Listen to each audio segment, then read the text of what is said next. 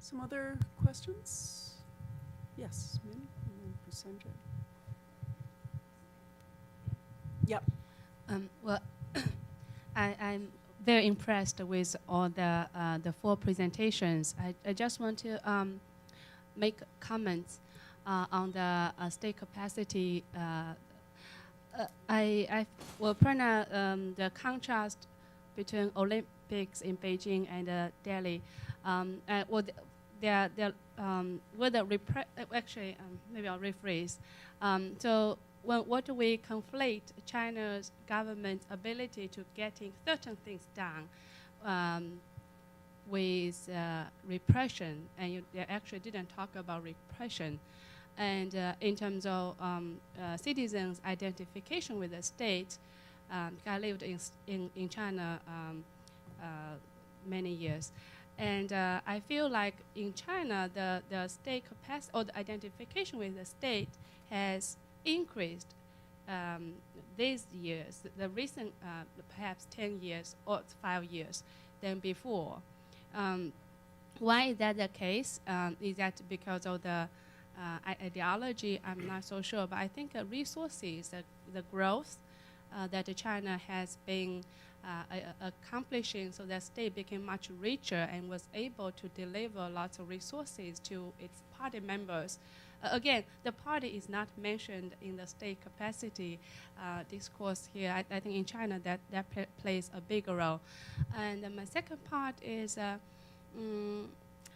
because I read, for a while, I read the Indian newspapers every day.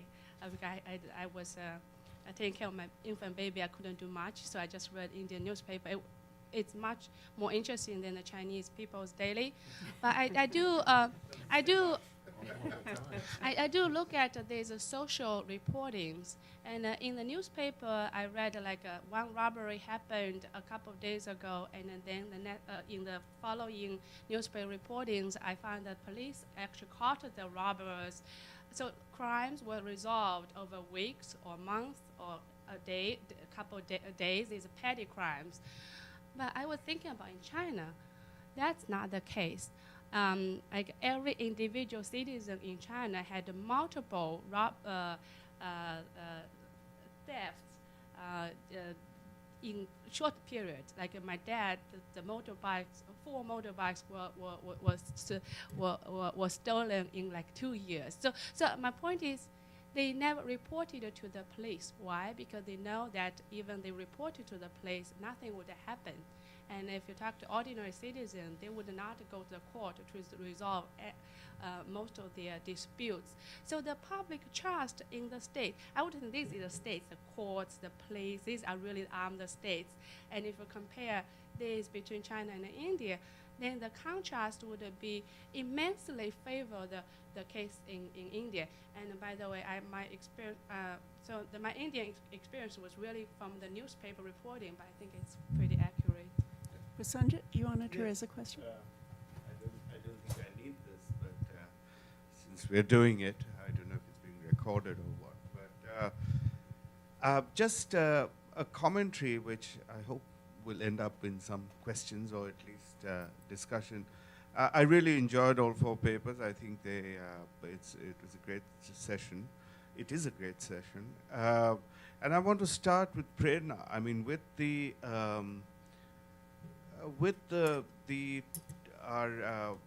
what has been our tendency for the day to specify, to do more micro or more nuanced comparison and so on.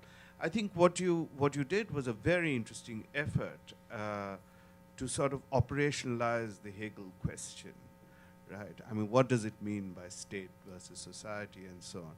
But I think we have to nuance it much more. And I think that what you're showing, and you know, there's a lot of modern, pre-modern problems here, but what you're showing, I think, is that in China, because of the historical connection, there is much more of whatever his name is called, its state effect. Tim Mitchell, right? So that the real idea is that the state, which is not even his, I think it's an older French revolution, French state concept, but that there is a sense of the state as something out there and something to which you have to listen. Although, you know, when you get into the fine historical points, the Chinese rural society says that the state is very far away and all of that stuff. But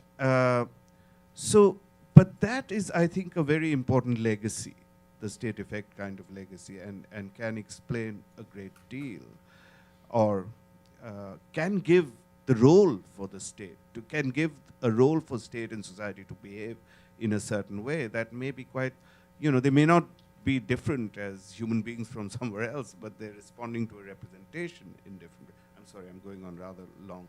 But to sort of take that question and look at how in India, I think precisely because of the lack of that, because if you look at the state in the British India, it was able to do much more than the Qing state was able to do in the 19th century.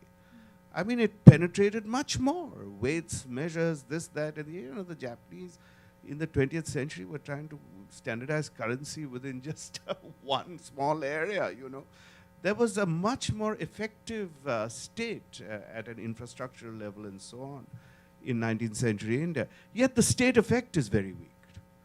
So that the modern Indian state is seen not in terms of its as a state effect, but is seen as a site of capture, is a site of resource. And you know, Devesh, there have been movements, but there have not been movements against the state, it's been to capture the state. I'm thinking of reservations and undercaste, I mean these, what do they call?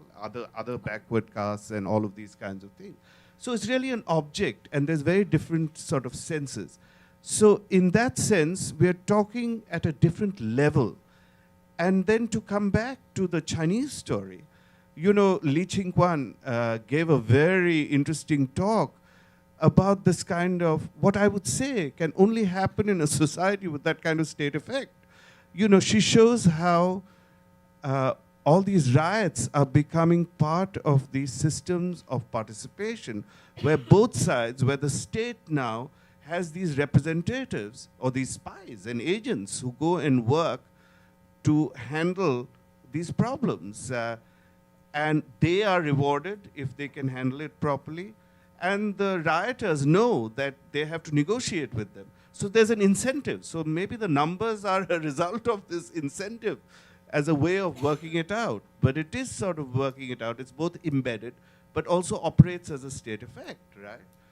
And whereas in India, I don't think this kind of thing could happen. But I do think, to go back to your question, which was, you're always anticipating our questions, right? Which was that, in the end, I think civil society is the one, it's not systematic, but is the one that is having an effect. And RTI and things like that are going to make the state more responsive. I think it'll have a contradictory effect on the state effect, because you know, it will show that the state is the servant, not something that is superior and above. But it's our only hope in India. Okay, we'll take one more and then turn back to the panelists. Thank you very much for the presentations. And I think those 4 presentations does put us on more practical, micro perspective. My question goes to the 3 panelists. Actually, 2 questions. The first is, how should you understand national capacity? Actually, in Professor Singh's, you should try, I think you try to use the games example to show what's the difference, what's the national capacity difference between 2 countries. While in Professor Copper's presentation, they seem that maybe you can use the number of toilets to measure capacity building. And in Professor Tsai's presentation, we can understand how you should try to do a better research design on national capacity building, either as independent variable and dependent variables. So my question is, in different background, we may use different concepts of national capacity. In my background, I may think, okay, maybe the inter-government relation may influence the national capacity to a big degree. So my question is, how should we understand capacity building? And if you try to analyze, try to do some research design. How could we measure national capacity from different dimensions? Thank you. Okay. Lily, do you want to give it a try? Sure. I think those were all very interesting comments, very thought-provoking. I don't know that I have too much to say about, I mean, some of them I'll just have to background process. I will respond to this last comment. I mean, I think, one possibility, so this is definitely not a comprehensive answer, but perhaps one way to think about state capacity, which is how I think about it, is to think about theories of institutional theories, which Steve Levitsky here at the government department has thought a lot about. And I think the dimensions that Steve Levitsky has identified for institutions are very interesting for thinking about state capacity. So one is formality, whether the institutions are formal or informal. Another one might be durability. How long do they last? Are they enforced or not? So enforcement or non-enforcement. So durability, stability. So thinking, I guess, in terms of dimensions of institutions might be, especially because those are independent of the outcomes, at least theoretically independent of the outcomes. So, just one suggestion. Mark? Okay. Yeah, and following on that, that question about capacity, state or national capacity, and some of the things Lily was saying, your comparison of mileage we can get from the macro comparison versus the micro. I mean, there's also the meso level if we're going to do states or provinces in the two countries or even cities. And in that regard, I think looking at state capacity at that level, or as it's now sometimes called governance, it's today's symposium has governance in the title, and as I understand it, that is an effort to go beyond just the usual measures of state capacity as extraction and formal institutions and ask, are there non-state actors out there who can improve governance outcomes of the kinds that we've been talking about today, like first and foremost education.